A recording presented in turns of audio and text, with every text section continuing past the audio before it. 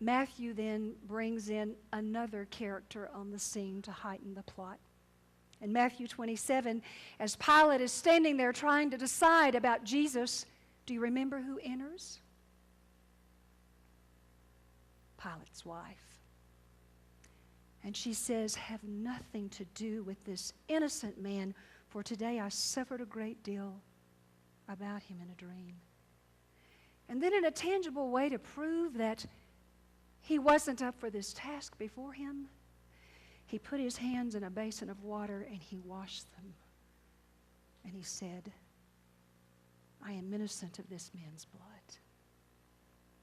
Perhaps most difficult to understand in this whole season of Lent is the doctrine of atonement. We'll talk more about that on Good Friday. But what is it that says in our Christian faith that in order for us to be redeemed by sin, blood has got to be let? Like the praise team sang about this morning, ransomed by the blood. Why is it that we can't be redeemed unless something or someone suffers?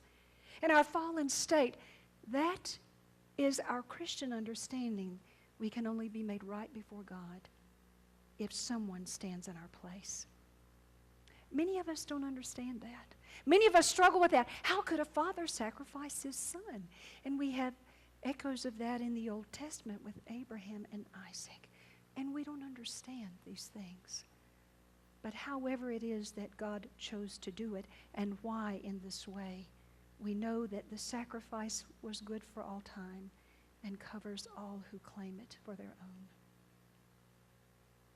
Jesus' life for Barabbas. Even before Jesus went to the cross, he knew about sacrificial love. He stood in the place of Barabbas, a fair exchange, one man's life for another. If you've seen Mel Gibson's The Passion, which is hard to see, and I don't know if I could see it again this season, but there's something to be said about understanding perhaps how it could have been. In that film, when Barabbas is released, he turns his head and he looks at Jesus, almost as if to say, once his redemption was felt, that he understood. That the force of hate or might can never stand above the force of love. Martin Luther King, when he wrote a sermon about what it meant to stand for that which is right, when he was in the midst of his civil right representation, said this in a sermon called Strength to Love. We're going to shame you into giving us our civil rights. We're going to show you by our willingness to suffer a different way of living. You can hurt us and hurt us and hurt us, and we're still going to love you. We're not going to hurt you physically, but we are going to stand up for what we believe is right. As you inflict suffering on us, we will wear you down with our capacity to endure. We will win victory by demonstrating love rather than hate. Does this sound like someone you know? I leave you with these takeaway points.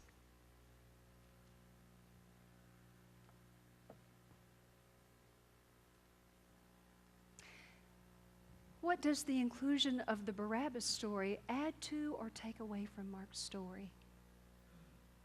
What do you think motivated the crowd that day to choose for Jesus, Barabbas, and the force of might over the force of love? Considering our world climate today, what kind of Messiah do you think the world would choose today and why? What, if anything, could be done to swing their vote? Do we as a church have any role in changing people's minds about Messiah? What is our role as individuals in one-on-one relationships with others? In your opinion, upon whose hand did Jesus' blood really lie? Pilate, Rome, the Jews who were threatened and jealous, or the crowd that followed along? Who or what crucified Jesus that day? And then how do you understand the connection between Jesus' death and the world's salvation? What is this doctrine of atonement? How would you try to explain it to a non-believer or to someone who was exploring the Christian faith? It's a complicated doctrine. And finally, I'll leave you with this. Hate is a powerful force.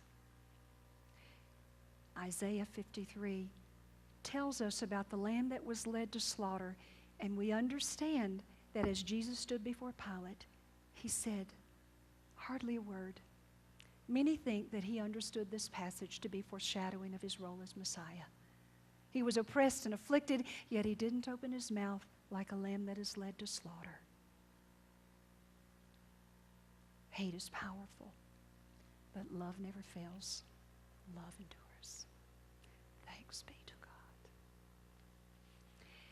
This morning as we close, I'm going to invite the Stump family. We're right at the hour. The Stump family is going to come forward. I'm going to ask you to receive them into membership this Sunday morning. And as our praise team comes and as they conclude us in song, feel free to stay if you'd like or head on out to Sunday school. Let me introduce you to Mark and Dottie Stump, Zachary and Hannah. The Stumps have been part of our last newcomer class. They've been visiting here for 3 years. Sometimes all you have to do is ask. You think you want to join up?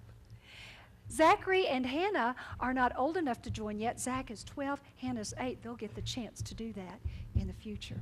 They are members of the Glen Alpine United Methodist Church and transferring their membership. So I ask you what we ask all who are making the commitment to serve Christ through the church. Will you be loyal to this United Methodist Church?